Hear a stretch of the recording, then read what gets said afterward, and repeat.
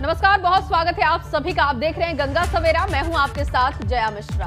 नमस्कार, good morning. मैं हूं आपके साथ गुंजन दीक्षित। यूपी उत्तराखंड से जुड़ी हर अहम खबर के साथ हाजिर हैं हम। बिल्कुल गुंजन, और यूपी और उत्तराखंड में सियासी हलचल इन दिनों बहुत तेज है और ऐसे में यहाँ इस बुलेटिन में हर सियासी खबर से दर्शकों को रूबरू कराएंगे। इसके अलावा आपके सरोकार से जुड़ी हर खबर आपको हम दिखाएंगे। तो चलिए फौरन शुरू करते हैं हमारा खास बुलेटिन गंगा सवेरा विजय तिलक के साथ।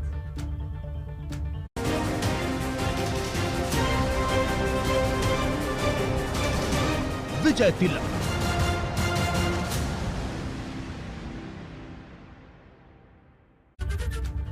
तो जया, गंगा सवेरा की शुरुआत करते हैं और शुरुआत एक बड़ी खबर के साथ करते हैं। यूपी में बढ़ते कोरोना को लेकर बड़ा फैसला। 6 फरवरी तक सभी स्कूल कॉलेज बंद रहने वाले हैं। सभी की ऑनलाइन क्लासेस में पढ़ाई जारी रहेगी, लेकिन ऑफलाइन स्कूल्स को बंद कर दिया गया है।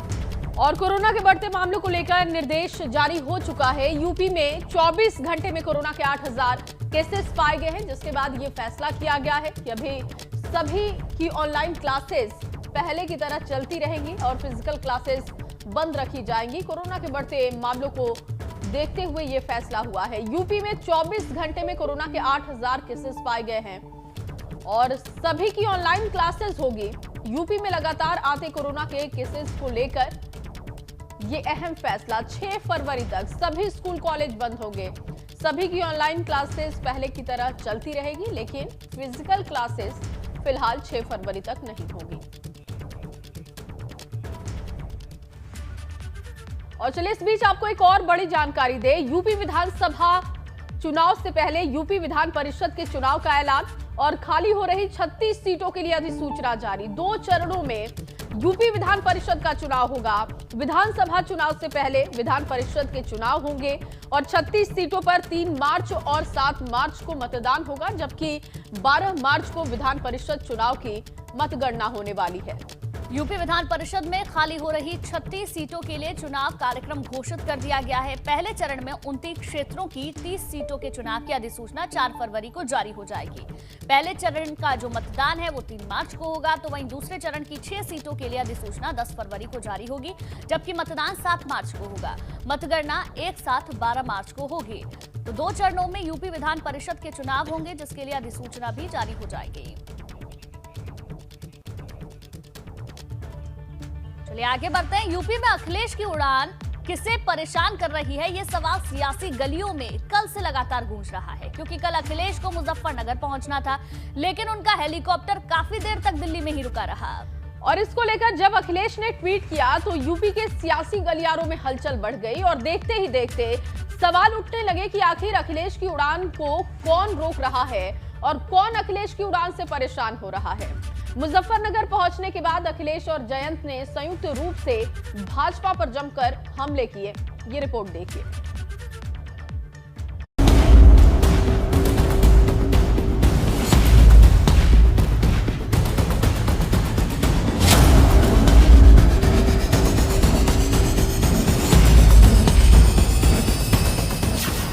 यूपी का महादंगल, मुजफ्फरनगर में जयंत अखिलेश का महासंगम। बहुत लोग संशय भी लगा रहे थे संगम होगा कि नहीं, लेकिन हमारा तो संगम पहले ही हो चुका है।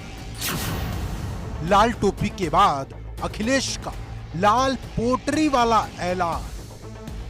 मैं जेब में एक पोटली लेके चलता हूँ, लाल टोपी और लाल पोटली। ये अन्नदाता के पक्ष में हराने के लिए, उन्हें भगाने के लिए अन्य संकल्प लेकर के चलता हूं मैं। 22 की चुनावी जंग में अखिलेश की हुंकार, हेलीकॉप्टर रोकने पर सीधा प्रहार। मैं कई घंटे हेलीकॉप्टर में बैठा था, रिफ्यूल कराना पड़ा, उसके बाद मैं आपके बीच में पहुंचा हूं। मैं धन्यवाद देता हूं जिसकी भी कृपा से मैं आपके पास पहुंचा हूं।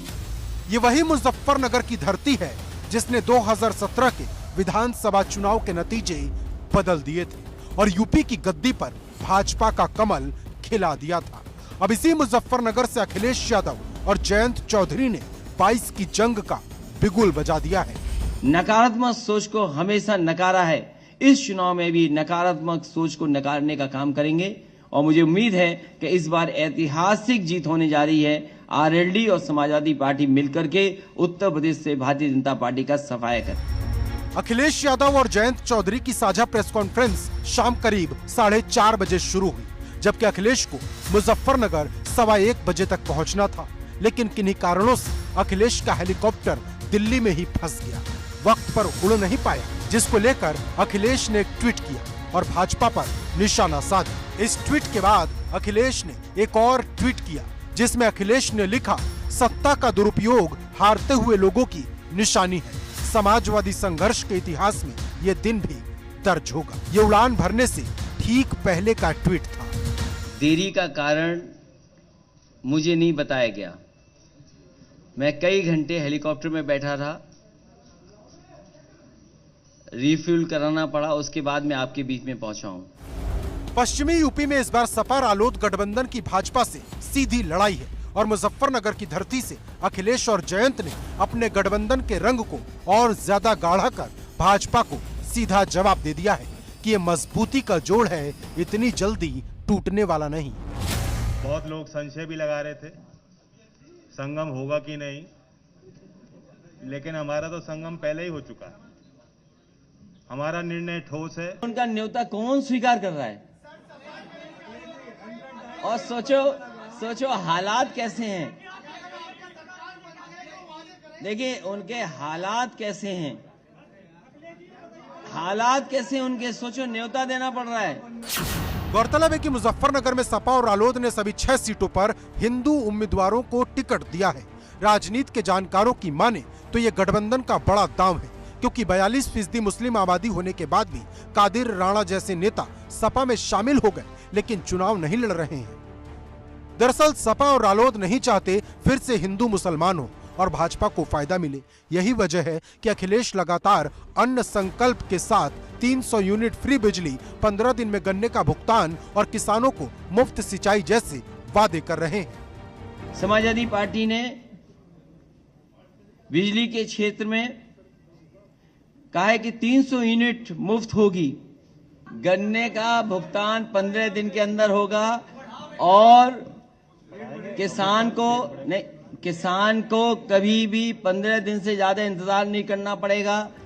लेकिन मुद्दे की बात यह है कि क्या सपा और रालोद का ये गठबंधन वोट ट्रांसफर कर पाएगा, क्योंकि गठबंधन को लेकर अखिलेश का रिकॉर्ड ठीक नहीं रहा। हालांकि अखिलेश और जयंत को भरोसा है कि इस बार कोई गलती नहीं होगी। गंगा जमुनी संस्कृति को मिल करके आगे बढ़ाने का काम कर रहे हैं, नेगेटिव पॉलिटिक्स को खत्म कर रहे हैं, नकारात्मक पॉलिटिक्स को खत्म कर रहे हैं।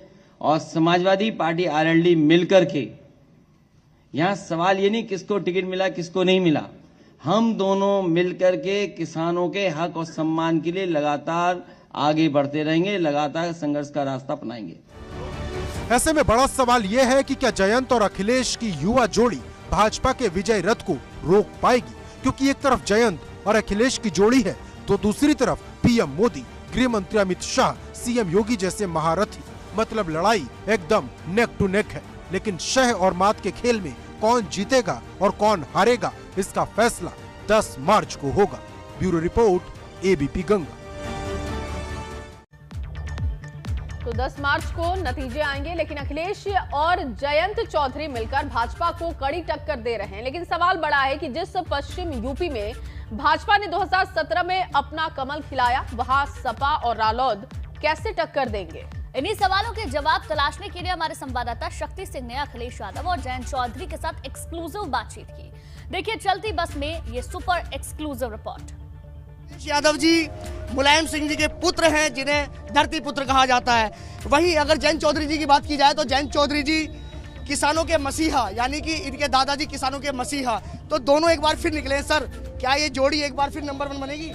ये समाजवादी पार्टी और आरएलडी का गठबंधन परिवर्तन ला रहा है और किसानों के सम्मान के लिए, किसानों के हक के लिए दोनों मिलकर के आगे आए हैं। नकारात्मक राजनीति खत्म हो, जो समाज में बंटवारा करते हैं वो खत्म हो। एक बार पुनः जो गंगा जमुनी संस्कृति है, जो एक दूसरे के साथ रह करके जो लगातार यहाँ के क्षेत्र के लोगों ने यहाँ खुशहाल बनाया, एक बार फिर उसी दिशा में हम दोनों मिलकर के चले। सर जो आपने संकल्प पत्र दिया है, क्या एक बार जनता को ये बता दीजिए कि आप उस संकल्प पत्र में जो जो बातें लिखी हैं क्या वो पूरी होंगी? क्योंकि हमेशा संकल्प पत्र देखे हैं जनता ने, जनता एक बार जानना चाहती है सर। देखिए, समाजवादी पार्टी ने जब भी अपना घोषणा पत्र और संकल्प पत्र दिया होगा और जनता का भरोसा अगर मिला है तो उसको पूरा किया है। एक सवाल और, क्योंकि प्रेस कॉन्फ्रेंस में हम भी मौजूद थे और आपने कहा कि बीजेपी वाले कोरोना बांट रहे हैं, तो सर वो कोरोना कैसे बांट रहे हैं? एक सवाल छोटा सा। नहीं, जहाँ तक हम लोग नियम का पालन कर रहे हैं, वहीं भारतीय जनता पार्टी का अभी 2 दिन पहले जो कार्यक्रम देखे हैं उसमें जिस तरीके से बिना मास्क लेकर के हम लोग तो लगातार पालन कर रहे हैं। और आज क्योंकि आपसे बातचीत हो रही इसलिए मास्क नहीं है, नहीं तो किसी भी फ्रंट कॉन्स में किसी कार्य में कोशिश करते हैं कि मास्क लेकर करके जाएं। लेकिन बीजेपी के लोग जो पर्चे बांट रहे हैं वो सुनने में आया है कि पहले उसको चाट रहे हैं और फिर पर्चे बांट रहे हैं। अब 2 सवाल जयंत चौधरी जी से भी कर लेते हैं। जयंत चौधरी जी, पश्चिमी उत्तर प्रदेश में आपकी पार्टी का एक बड़ा रसूख है और पहले से रहा है, और एक बार फिर अब आप मैदान में हैं, तो इस बार ये जोड़ी क्या नंबर 1 बनेगी? वही फिर एक सवाल। ये जनता तय करेगी। सवाल ये है कि हम दोनों की सोच साफ है और हम कोशिश कर रहे हैं कि उत्तर प्रदेश में एक नया विकास हम करें, जो परिवर्तन जनता चाहती है।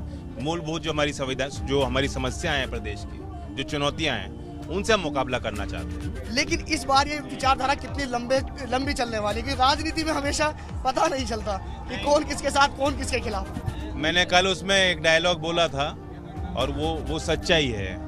मैं ऐसे पलटने वाला नहीं हूँ। सोच समझ के और लंबे दौर मैं चवन्नी नहीं हूँ कि पलट जाऊँ, जो आपने कहा था। जी तो देखिए, ये जयंत चौधरी और अखिलेश जी की जो जोड़ी है, ये जोड़ी अब नंबर 1 बनने जा रही है, ऐसा कहना। कैमरामैन रावत के साथ एबीपी गंगा के लिए मैं शक्ति सिंह। चलिए आगे बढ़ते हैं। यूपी में पहले चरण का चुनाव भाजपा के लिए नाक का सवाल बना हुआ है, क्योंकि पहले चरण में सबसे ज्यादा पश्चिमी यूपी के जिलों में मतदान होना है और यहाँ का जाट और किसान लगातार भाजपा का विरोध कर रहा है, जिसको लेकर भाजपा के रणनीतिकार अमित शाह, भाजपा अध्यक्ष जेपी नड्डा और सीएम योगी लगातार पश्चिमी यूपी का दौरा कर माहौल साधने की कोशिश में जुटे हैं। और लगातार चौथे दिन आज पश्चिम यूपी में भाजपा के दिग्गज चेहरे नजर आएंगे। अमित शाह आज मुस्लिम और जाट बाहुल्य मुजफ्फरनगर में होंगे और यहां के सियासी गणित को सुलझाने की कोशिश करेंगे। यहां पर शाह भाजपा प्रत्याशी कपिल देव अग्रवाल के समर्थन में डोर टू डोर प्रचार भी करेंगे और इसके बाद वो सहारनपुर पहुंचेंगे। यहां देवबंद बाजार में घूम घूमकर भाजपा उम्मीदवार के लिए वोट की अपील करेंगे। आपको बता दें कि कल ही अखिलेश और जयंत ने मुजफ्फरनगर और मेरठ में संयुक्त प्रचार की शुरुआत की थी, जिसके बाद आज मुजफ्फरनगर में अमित शाह का दौरा कई मायनों में बेहद खास माना जा रहा है, क्योंकि इससे पहले भी शाह लगातार जाट नेताओं से मुलाकात कर उनकी नाराजगी दूर करने की कोशिश कर रहे हैं। अब ये 3 तस्वीरें आपकी टेलीविजन स्क्रीन पर हैं। आज मुजफ्फरनगर में अमित शाह पहुंचेंगे, जबकि कल हमने देखा था अखिलेश यादव और जयंत चौधरी वहां पर एक साथ नजर आए थे। दूसरी तस्वीर जो आप देख रहे हैं, योगी आदित्यनाथ आज बागपत और गाजियाबाद में रहने वाले हैं, जहां जनसंपर्क करेंगे, चुनाव प्रचार करेंगे। और तीसरी जो तस्वीर आप देख रहे हैं, बरेली में आज जेपी नड्डा बीजेपी के राष्ट्रीय अध्यक्ष रहने वाले हैं। तो लगातार भारतीय जनता पार्टी अपनी पूरी ताकत पश्चिमी उत्तर प्रदेश में झोंक रही है, क्योंकि यहां पर नाक का सवाल भी है। पश्चिमी उत्तर प्रदेश में कहा जा रहा है कि जाट और किसान भारतीय जनता पार्टी से नाराज चल रहा है, तो उनको साधने की कोशिश, मनाने की कोशिश लगातार जारी है।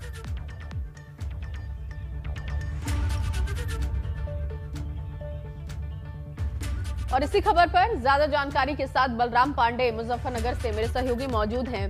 बलराम, क्योंकि लगातार हम देख रहे हैं कि तमाम सियासी समीकरणों को साधने की कोशिश हो रही है और इस कड़ी में बीजेपी के तमाम दिग्गज नेता ग्राउंड पर हैं। मुजफ्फरनगर में आज क्या कार्यक्रम देखने को मिलेगा, किस तरीके की तस्वीर आज रह सकती है पूरे दिन?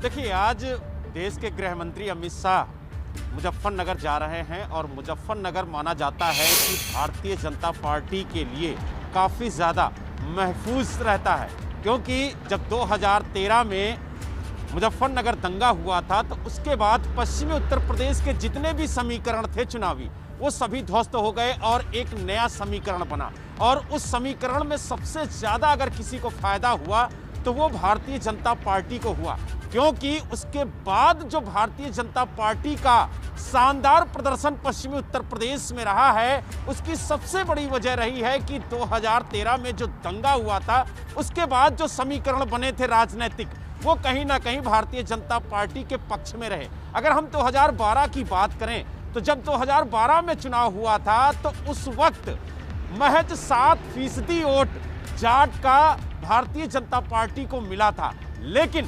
2017 में भारतीय जनता पार्टी को लगभग 40% जाट वोट मिला था। यही वजह है कि भारतीय जनता पार्टी ने पश्चिमी उत्तर प्रदेश में शानदार जीत दर्ज की थी। इसीलिए आज भारतीय जनता पार्टी के चाणक्य कहे जाने वाले अमित शाह मुजफ्फरनगर जाएंगे, वहां पर पहले की वोटर्स से वो संवाद करेंगे, उसके बाद हनुमान चौक पर वो डोर टू डोर कैंपेनिंग करके जनता से भारतीय जनता पार्टी के पक्ष में मतदान करने की अपील करेंगे। उसके बाद करीब 2:10 पर वो देवबंद पहुंचेंगे, वहां की मार्केट में वो डोर टू डोर संपर्क करेंगे और उनसे भी भारतीय जनता पार्टी के पक्ष में मतदान करने की अपील करेंगे। उसके बाद वो सहारनपुर पहुंचेंगे, जहां पर वो मतदाताओं से बात करेंगे। उसके बाद भारतीय जनता पार्टी के कई मायनों में खास है, क्योंकि कल हमने अखिलेश और जयंत चौधरी को वहां एक साथ देखा था, और मुजफ्फरनगर की धरती से ही अगर देखें तो जाट को साधने की कोशिश खास तौर पर की जा रही है। बहुत बहुत शुक्रिया बलराम, आपका हमारे साथ जुड़ने के लिए और तमाम जानकारी के लिए। और चलिए एक बार फिर से खबरों की शुरुआत करते हैं। मुजफ्फरनगर के बाद आज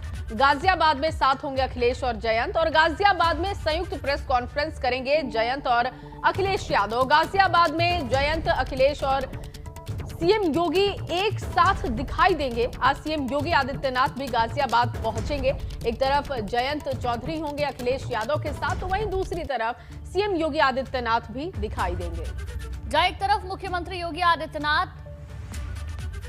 मुरादनगर में प्रभाव मतदाता संवाद कार्यक्रम को संबोधित करेंगे, तो दूसरी ओर अखिलेश यादव और जयंत चौधरी संयुक्त प्रेस वार्ता करते हुए नजर आएंगे। तो आपको बता दें कि जयंत चौधरी और अखिलेश यादव जहां एक साथ आज गाजियाबाद में नजर आएंगे, दूसरी तरफ भाजपा की तरफ से योगी आदित्यनाथ भी गाजियाबाद पहुंचेंगे, वहां उनका भी कार्यक्रम है, डोर टू डोर कैंपेन करेंगे। और शुक्रवार को मुजफ्फरनगर में जयंत और अखिलेश संयुक्त प्रेस कॉन्फ्रेंस करने के बाद गाजियाबाद में संयुक्त रूप से प्रेस कॉन्फ्रेंस आज करने वाले हैं। कहा जा रहा है कि गठबंधन के ऐलान के बाद अखिलेश यादव और जयंत चौधरी का एक साथ गाजियाबाद में आज पहला दौरा है, जिसे लेकर दोनों दलों के नेताओं में खासा उत्साह भी है। Press conference Vedanta farm house पर दोपहर 12 बजे के करीब होगा। और चलिए अब आपको दिखाते हैं धुआंधार 22। फिरोजाबाद में बहुजन समाज पार्टी से टिकट कटने के बाद भावुक हुए बबलू सिंह राठौर, रोकर सुनाया अपना दुख। कहा, बसपा से अब हमारा कोई नाता नहीं, परिवार का कोई भी सदस्य बसपा को कभी नहीं देगा वोट। अमरोहा में भाजपा प्रत्याशी देवेंद्र नागपाल का किसानों ने किया विरोध। किसानों ने भाजपा पर लगाया अनदेखी का आरोप। कहा, 13 महीने किसान सड़क पर बैठे थे, तब कहां थे भाजपा के नेता। पीलीभीत में चुनाव कार्यालय के उद्घाटन के मौके पर भाजपा प्रत्याशी संजय सिंह ने भीड़ जुटाई। कोरोना गाइडलाइन और निर्वाचन आयोग के निर्देशों का खुलेआम उल्लंघन किया। भाजपा प्रदेश मंत्री चंद्रमोहन ने समाजवादी पार्टी पर लगाया बड़ा आरोप। कहा, सपा अपराधियों को रखती है साथ। आरोप लगाते हुए कहा, सपा प्रत्याशी संजय गर्ग ने हिस्ट्री शीटर इद्रीश को बनाया अपना प्रस्तावक। भाजपा विधायक नंदकिशोर गुर्जर लोनी में धरने पर बैठे बसपा प्रत्याशी के समर्थकों पर भाजपा के समर्थकों ने से मारपीट का आरोप लगाया। पुलिस से आरोपियों के खिलाफ कार्रवाई की मांग की। खराब मौसम की वजह से सीएम धामी ने बागेश्वर दौरा रद्द किया। मोबाइल से कार्यकर्ताओं को संबोधित किया। लोगों से भाजपा को वोट देने की अपील की। कैबिनेट मंत्री स्वामी यतीश्वरानंद ने चलाया जनसंपर्क अभियान। लोगों के घर घर जाकर कमल का बटन दबाने की अपील की। इस दौरान जुटी भारी भीड़, कोरोना नियमों की धज्जियां उड़ी। उत्तराखंड की नैनीताल सीट से आपके 2 प्रत्याशियों ने किया नामांकन। भुवन चंद्र आर्या के साथ हेम आर्य ने भी किया नामांकन। हेम आर्य ने कहा, हाईकमान तय करेगा कौन लड़ेगा चुनाव।